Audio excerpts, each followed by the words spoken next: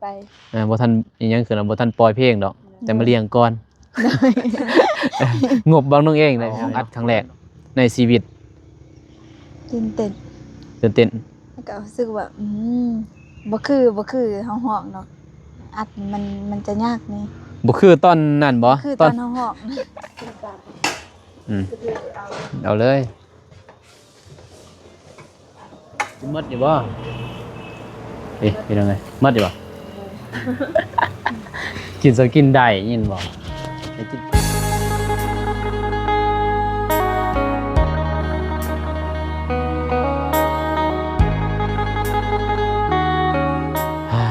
ตัวเป็นยังไงเนาะ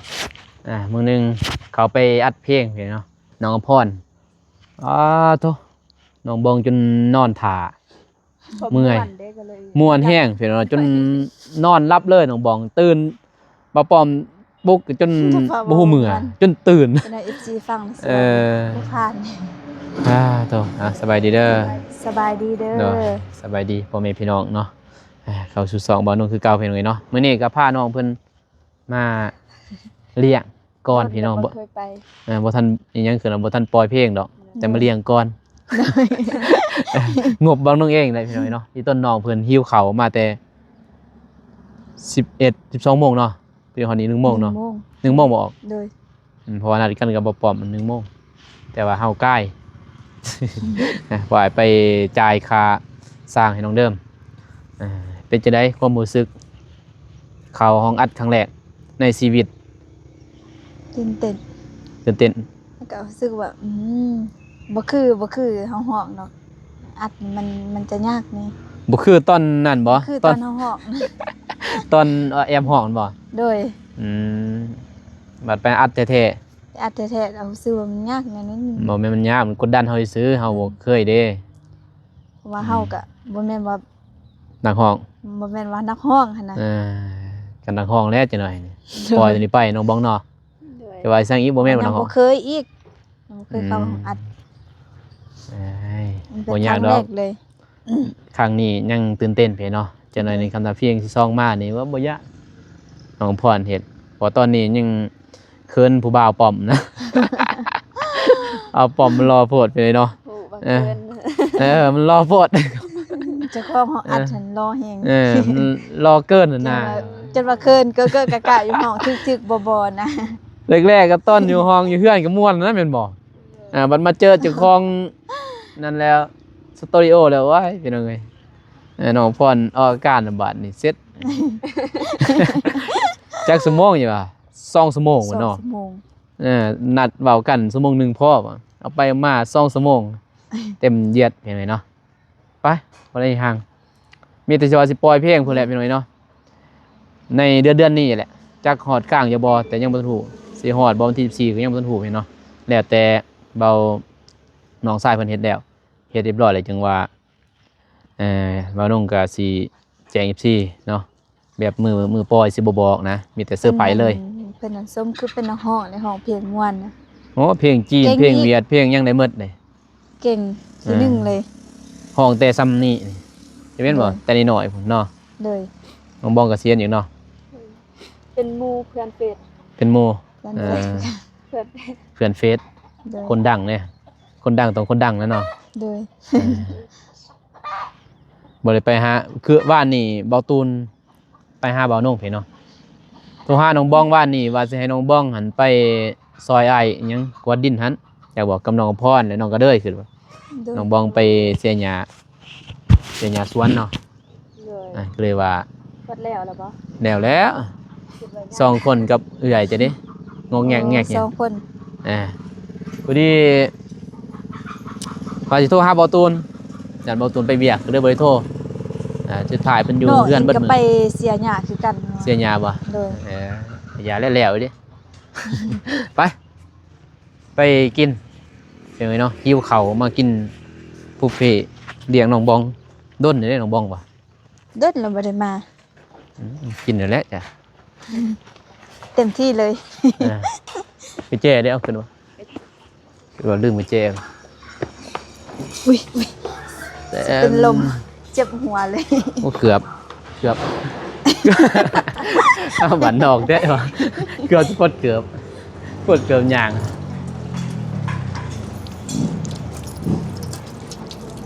นั่งใจเนี่ยวะแจ้งอีกแล้วเนี่ย โต๊ะใดแจ้งกับโต๊ะนั้น แจ้แบบนี้อย่างไรนะแจ้งอยู่ใส่เบอร์หนึ่งก็แจ้งอยู่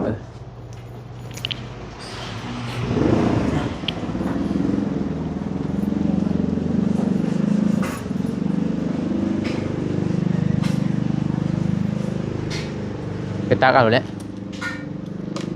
เอาโลด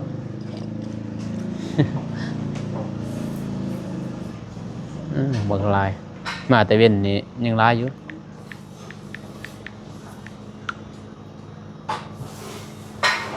กินน้ำมัน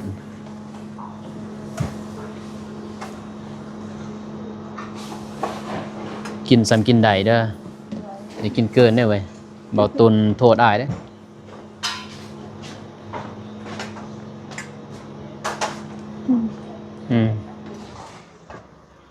อันนี้มาใหม่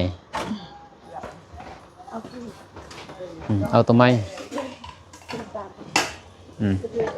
เอาเลยอันเดียวอันบ่พ่อบ่เดี๋ยว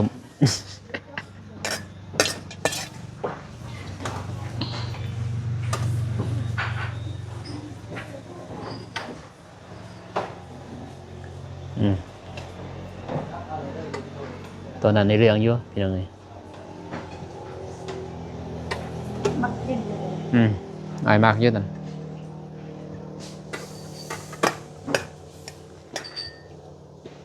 พักเพิ่นกะ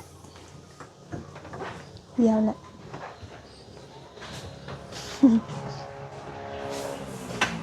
กุ้งเด้บ่ยาวอ่ะอยากบ่น้องพรเด้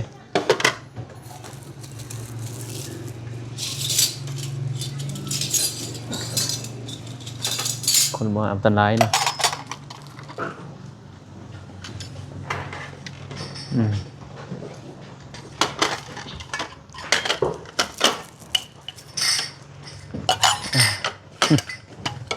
เอาเบาะน้ำก่อน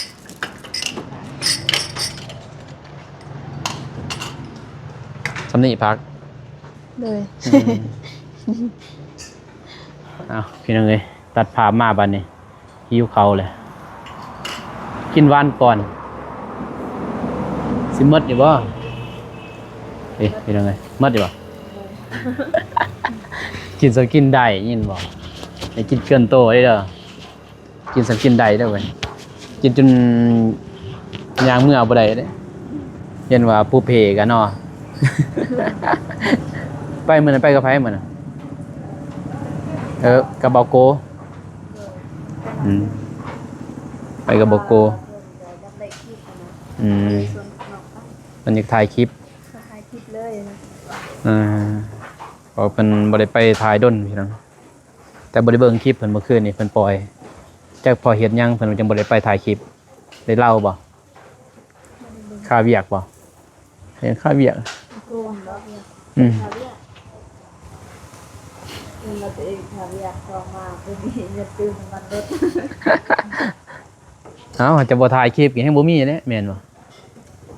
ยังบ่ได้ถ่ายคลิปยังบ่มีเด้เงินเติมน้ำมันลดสิมาใช้กันถ่ายพอได้สมมุติ100,000ละ2 ล้านเนาะก็พอได้เติมน้ำมันลดได้ไปพี่น้องเอ้ยเรื่องได้รายบ่ได้ดอกเรื่องเงินเศร้าที่เจ็บหัวยังเจ็บบ่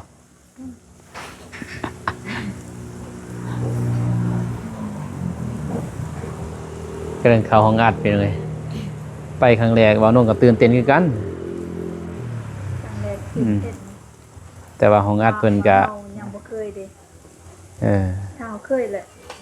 สบายเนาะสบายอันเคยสบายมันบ่แม่นมืออาชีพนี่เฮาก็เลยว่ามาเลี้ยงน้องเพิ่นก่อนเพลงบ่ทันปล่อยดอกปล่อยพุ่นแล้วทีเซอร์ไพรส์ซะเนาะ มือปล่อยเซอร์ไพรส์แต่ว่าฮอดดอกวันที่14เพราะว่าอิมวีก็บ่ได้ถ่ายเป็นตัดอิมวีมีแต่ถ่ายแต่น้องกับพ่อนี่ซื้อตอนห้องเนาะมิกแล้วให้น้องมาห้องประกอบเสียงหนึ่งประมาณ2ช็อตก็พอแล้วช็อตอยู่บ้านแล้วก็ช็อตอยู่ซอยคาเฟ่จบมันเข้าว่าบรรยากาศเนาะอยู่บ้านเนาะ เนาะ ถ่ายอยู่บ้านสิเข้าว่าบรรยากาศถ่ายอยู่กวดนะสิเข้าว่ากับบรรยากาศเพลง บ่ฮู้คือกันน่าจะเข้าดอก ฮะเข้าอยู่บ่กับบรรยากาศเพลงอะไรสมมติใส่อยู่บ้านเนี่ยบัดนี้ให้น้องพรใส่หยังสูตรชนเผ่าเนาะแล้วก็ห้องอย่างนั้นบ่น้องคิดหนักกว่าน้องพรนี่สิแต่งเพลงแต่ง MV ถ่ายส่วนกับเพลงบ่เปลี่ยนเครื่องบ่เปลี่ยนสุดบ่ สุดเดียวเนี่ยแล้วก็มีอยู่นอกกระเจาะยังนอกเกินยังเจอก ระตา มีป่ะ บ่มีสวีเหมือนนี่บ่หายืมบ่อึด เอ้าตอนนี้ก็พรยังมีเนาะสุดส้นเผาอันนี้มันก็มีเด็กยังเกินแต่ก็เกาะเลยบ่มีป่ะ สวีมันก็ดึงตาเอาสุดเหลืองอายอันนางตานอยู่ ต้านป่ะ นางซันโตเบิกไปเลยรับจ่าเบิกบ่มีเจออายนึง เอารถคือว่าไหวเติบเนาะไผ่เลยเนาะไหวเติบ โอ้คือกินกับลมปังมีเด็กตัวเนี้ย FC กินน้ำเด้อ มาเด้อ จังไหนบ่ไหว กินนำกัน บ่เอิ้นหิวแห้งแล้วสงสัยกินจักเทื่อน้องบอง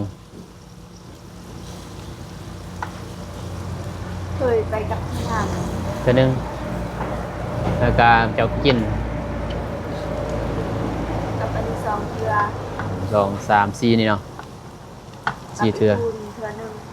ตอนที่น้ำมันลดหมด กินอยู่วะ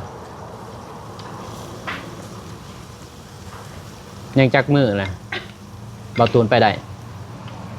พี่ซีมานี่บ่มันคือมีเก้าเกาะกัน วันที่เก้า โดย วันจันทร์ อีกบ่โดนอย่างอีก4มื้อ 4 มื้ออยากเนาะ กินเด้อไม่แล้ว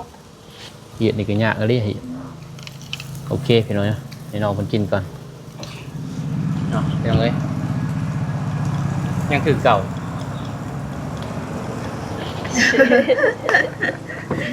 บ่ยังกินอีหยังพี่น้องเอ้ยเปิดมายังคือเก่าแต่น้องพรหมดแล้วซองเจียวซองอะไรเสียน้องบ้องก็คิดหลายเลยเสืออยู่งานนี้พอเลี้ยงอยู่เนาะ เตียงคุมอยู่นั่นนี่ ผู้ใดบ่กินนี่ซัมบ่ว่าเลี้ยงบ่คุ้มเลยครับคนหนึงเท่าไหร่ กินหลายคนกินหลายแต่ว่าบ่ตุ้ย99 ก็19,000โอ้เนาะ1,000ก็บ่ใส่มันเต็มซะเนาะยัง1,000แม่นบ่ยัง10,000เนาะ ก็เอาขึ้นราคาปีละ 10,000 ปีละ10,000ปีหน้านี่100,000 ปีหน้าในเส้นอะไรเส้น8,000เส้น9,000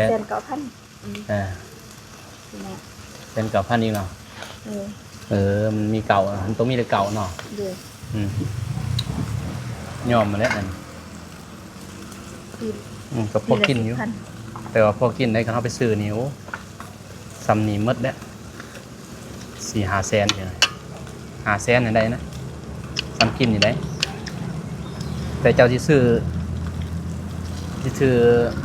อันเดียวก็บ่ได้แม่นบ่ซื้อตัวป่นอันที่มันแพงเท่านั้นไปซื้อตัวนั้นแน่ซื้อตัวนี้แน่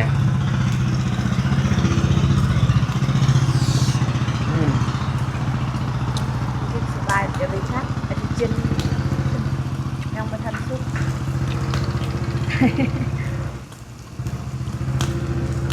อ่อนไปดอกเอ็น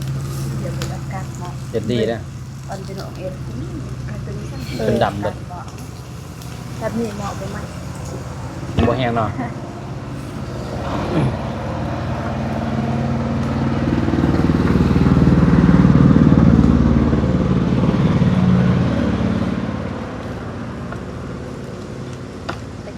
มากินพักเนาะ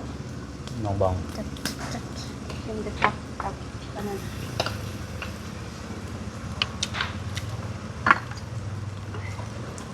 กินสิ้นบ่ได้กินสิ้น กินสิ้นหลายบ่ได้ เป็นหยัง แพทย์เพิ่นว่าพอดีเพิ่นตอบว่ากินสิ้นบ่ให้กินสิ้นบ่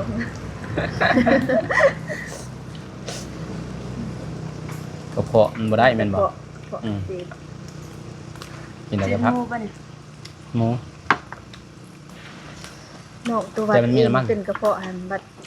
บัตรกวาดบ่เห็นยัง กระปวดเพิ่นว่าพอดีเป็นกระเพาะเพิ่นว่า เจ้าได้ เจ็บเนี่ยโดย เจอไปกวดบ่เห็นหยัง โดย บ่เห็นหยัง แต่ว่าเจ็บกระเพาะไปกวดบ่มีหยัง เขากวาดแล้วเขาว่าบ่ได้เป็นกระเพาะ อ้าวคือนะเป็นหยัง แต่ว่าก็เจ็บอยู่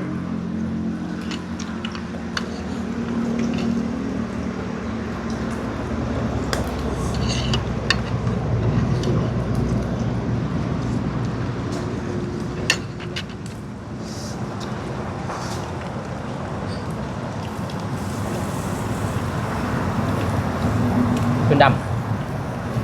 มาแล้ว มันจะเป็นอังเดอร์กินบนรายจานเลยนี่ดำอันนี้คนโบราณ3 โต๊ะเพราะว่ายังมันโบราณเพราะมันแพงเนาะ เด้อ มันปีนั่นนี่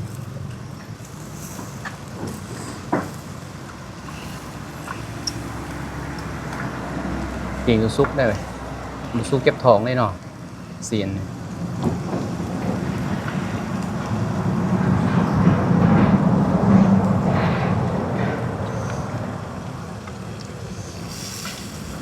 มาเด้อไอตูนจ้ะบ่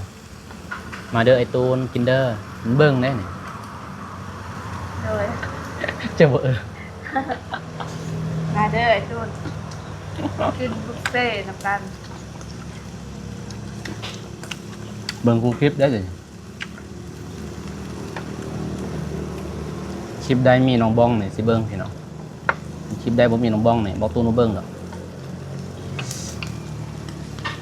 เบิ่งหยังบ่เราเบิ่งย้อนหยังเราจะเบิ่งฮะเราจะเบิ่งย้อนหยังเราจะเบิ่งมันมีเจ้าฮะ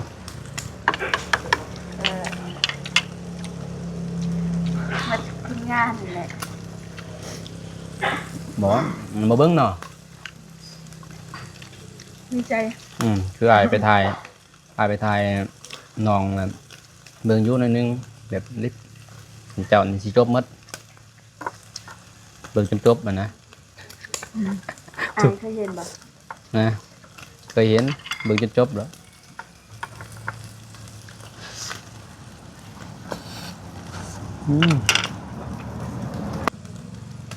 น้องบองกินบ่หลายแม่นบ่ กินง่ายแล้วกินผักหลายกับเห็ดเค็ม มันนี่หยังไดมันหลาย หลายได้กินได้ ยอมแล้วน้องพรจัง อ้าวไปเดียวบ่เบิดนะ เพิ่มพลังเสียงจะได้ เพิ่ม เขา พลังเพื่อได้ห้องเพลงมวน เข้าห้องอัดเสียงเลย2 ชั่วโมง เดินเรื่องง่ายเด้อ ให้น้องบองห้องในนึงพี่น้องถ้ามีโปรโมทถ้ามีอีกสปอนเซอร์มาให้น้องบองห้องกับเบาตูน งานเพลงครู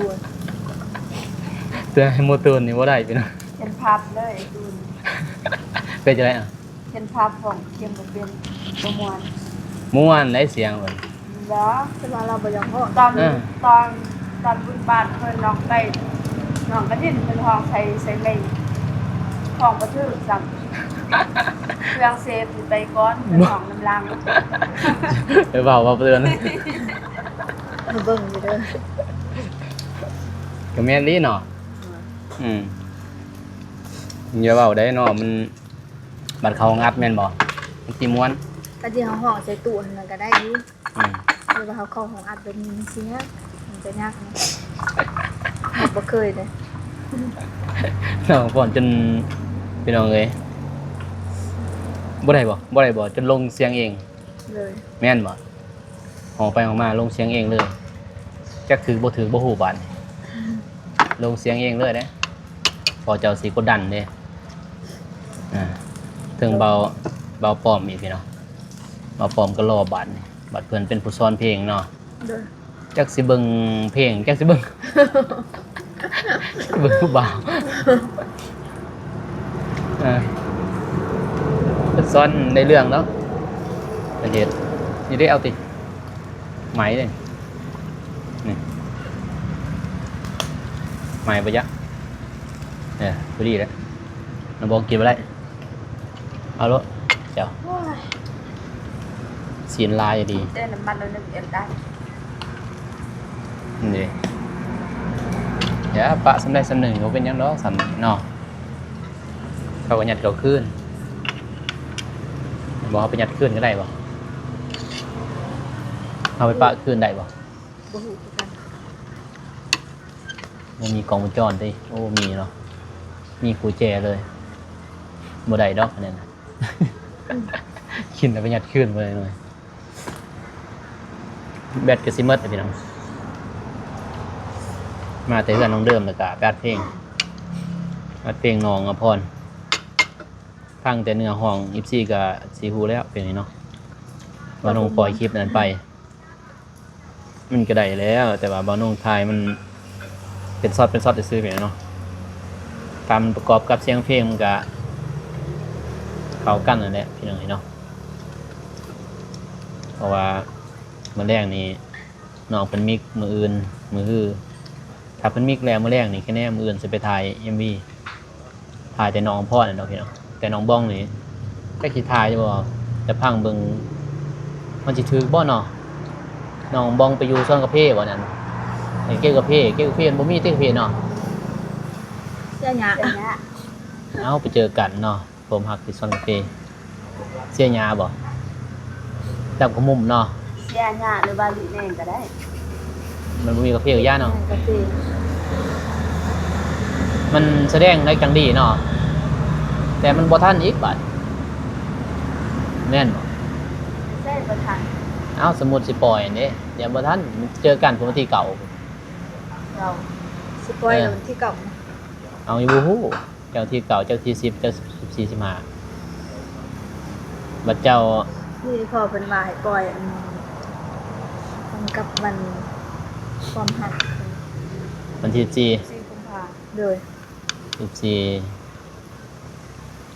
มันก็เกิดมันซาโพดอีกอย่าเนาะ เลยมันจะซ่าอีก ผู้พังแล้วเข้าก็โอ๊ยยีลาลาย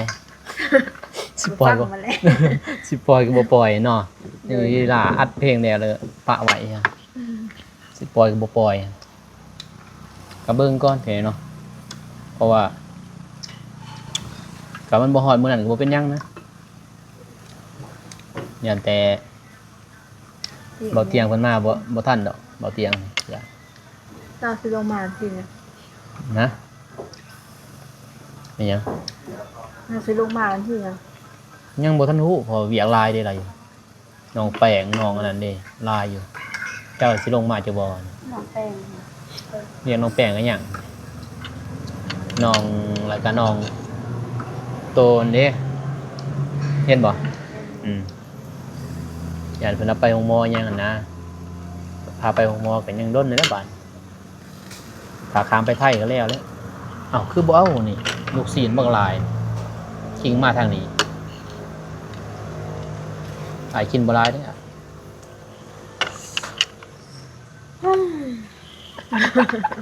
กินก่อนอุ้มเลยใส่รถ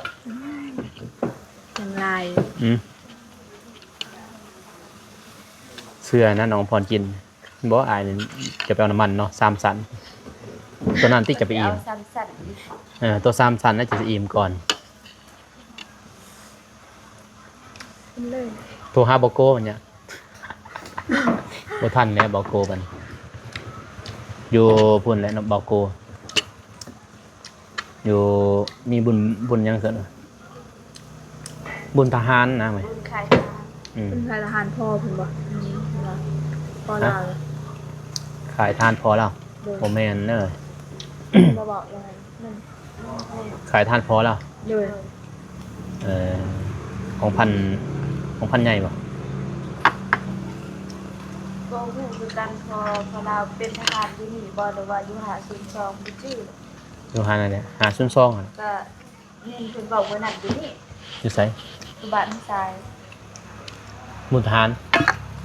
คุณขายทานของพอตัวเองเพิ่นว่าอยู่ขายทานบ้านทราย อยู่ไสสิมี ไม่ใช่นะว่าบุญ เนาะ บุญอายอานุมาบอก บุญบ้าน โดย บุญบ้านได้นี่ โดย บ่มีนะ บุญตัวอันเขาวัดเลยนะนางประเทศ อื นั้น ม บุญตัวนั้น บุญสมโพธิพระอาหาร โดย แต่น้องบ้องน้องพรไปเนาะ บอก เพียงแต่ว่าซะเพียงแต่น้องสารเพชรสารเพชรเงานอนเนี่ยมันคืนสอดแจง บ่ได้นอนบ่ ไม่ได้นอนเนี่ยอายบ้านนี่ไม่ได้นอนวันนี้ได้เนาะวันจันทร์เนาะเนี่ย โดย แม่นบอกซื่น มื้อซื่น ซื้อเหมือนกัน บ้านนี้อายยังบ่ได้นอนมืดมือไปขุดโตนั่นอีกยังไง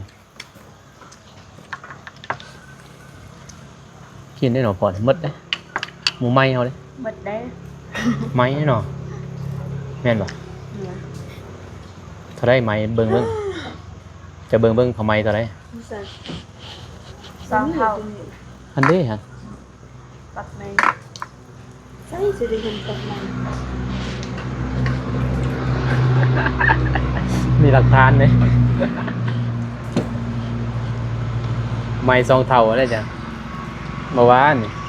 ไหม้แบบนี้ก็สิไหม้บ่ ดำๆไหม้ อาหารตักไปแล้วกินบ่หมดกับในสองเท่าเด้ น่ะ กับไม้ซอง อาหารตักไปแล้วกินบ่หมดเจอจ้ะ2 เท่าแสนเก่านะ90แสน8ที่แสนเก่าแม่นบ่เก่า2 9 18แสนเก่าบ่ ตักไปแล้วกินบ่เบิดตักไม่อันนี้กินได้ บ่คนกินแต่ลูกชิ้น บ่เป็นหยังติอันนี้ อันนี้ ก็ ก็ เป็นชาติก็กินบ่ไหว ฮะ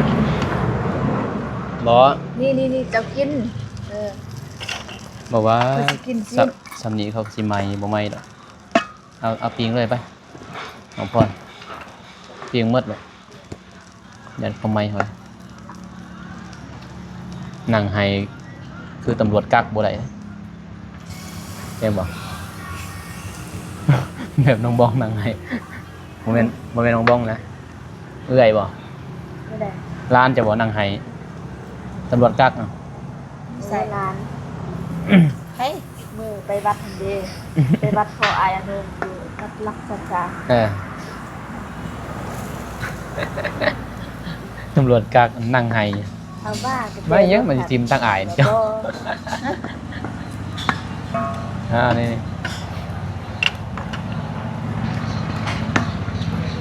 ตำรวจกักให้ซ้ำเท่าได้เมื่อไร3 ล้าน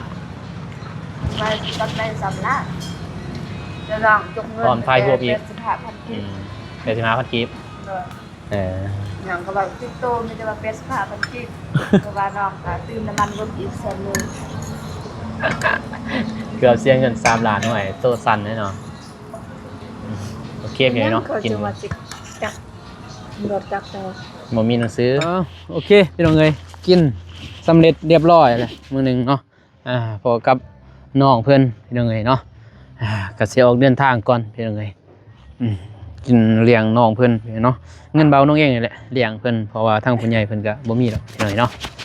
เพราะว่าต้นน้องเพิ่นมาแล้วก็เลี้ยงน้องเพิ่นเพราะว่าเพลงนี้ยังบ่ทันฮู้ว่าสิปล่อยมื้อใดพี่น้องเอ้ยเนาะมีแต่รอสิถ่าย MV ก่อนเดี๋ยวจังสิฮู้พี่น้องเอ้ยเนาะสิปล่อยสิบอกทาง FC พี่น้องเอ้ยเนาะ อิ่มบ่เป็นลายๆเด้อ โดย เด้อ โดยโอเคเฮงๆปังๆนะบัดนี้ขอให้ยอดวิวดังซ้ำเฮาอิ่มเลย คันว่ายอดวิวดังพี่น้องเนาะยอดวิวได้นี่โอ้น้องพรเปลี่ยนชีวิตเลยเนาะ โดย ทุ่มเทขนาดได้เนาะห้องเพลงมื้อนี้ โดยกว่าสิได้ จนหัวปิ่น เรือจน หัวปิ่นเลย น้องบ้องมวนแห้งจนนอนเงานอนเลยพี่น้องเอ้ยเนาะนี่แต่จังสั่นเด้อมีแต่มืออื่นบางทีแล้วคันเพิ่นเฮ็ดแล้วเด้อ โดย จังอาจสิเข้าไปถ้าบ่ทันแล้วอ้ายก็บ่ได้เข้าไปมื้อเด้อสิเซตบอกดอก โดย เข้าไปเป็นคันว่าแล้วพี่น้องเอ้ยเนาะทางน้องเพิ่นส่งเพลงปึ๊บบ่าวน้องก็สิให้น้องเพิ่นถ่าย MV หั่นนะเพราะว่าต้องเปิดเพลงเด้บ่ฮู้เด้กันบ่สิฮ้องเสื้อมันสิถือบ่แม่นบ่เวลาสิเอามาตัดใส่เสียงเพลงมันสิบ่ถึกต้องเปิดเพลงให้น้องก็สิฮ้องแล้วก็ตัดไปส่วนนั้นเหาะซื่อนบ่ โดยห้องเลยนะ ตามเพลง แต่เสียงเพลงก็เปิดอย่างนั้นแต่อยากก็ห้องเลยพอสิเอาแต่รูปภาพนะเสียงมันมีแล้วนะเข้าใจบ่เม่นบ่เขาถ่าย MV อย่างนั้นเข้าไปถ่ายซื้อเข้าใจบ่แล้วเอารูปภาพมาตัดใส่แล้วก็เวลาเฮาห้องมันก็ถึกเลยตามทำนองเราติดตามเบิ่งพี่เนาะว่าสิเป็นจังไดถ้ามีโปรเจกต์หน้า ให้น้องบ้องอีก น้องบ้องบ่ได้ซ้อมพี่เนาะยังสั่นเด้อเดินทางปลอดภัยโดยไปครับน้องเพิ่นมา2คนไปเนาะบ่ค่ำดอกจักโมง4 โมงเป็นยังไงเนาะโอเคแห้งจน กินจนเป็นยังไงเนาะผู้เพจนี่แหละโอเคพี่น้องเนาะคลิปนี้มานุ่งกาสีจบคลิปนี้ก่อนพ่อแม่พี่น้องเนาะขอบใจขอบคุณมีตลอดติดตามเบิ่งตามส้มพี่น้องเนาะว่าผลงานน้องอภรขึ้นว่าซิงเกิลแรกพี่น้องเนาะจะเป็นจังไดก็รอติดตามเบิ่งตามส้มเด้อพี่น้องเด้อเนาะฝากเป็นกำลังใจให้น้องเพิ่นแน่พี่น้องเนาะสานพันให้น้องเพิ่นเป็นจริงพี่น้องเอ้ยขอบใจหลายขอให้ FC ทุกท่านแหละผู้ใหญ่ใจบุญทุกท่านอยู่ดีมีแห้งเมื่อสุขสุขคนเด้อพี่น้องเด้อพบกันใหม่คลิปหน้าคลิปนี้ขอกล่าวคำว่าสบายดีพี่น้องเอ้ยไปบ๊ายบาย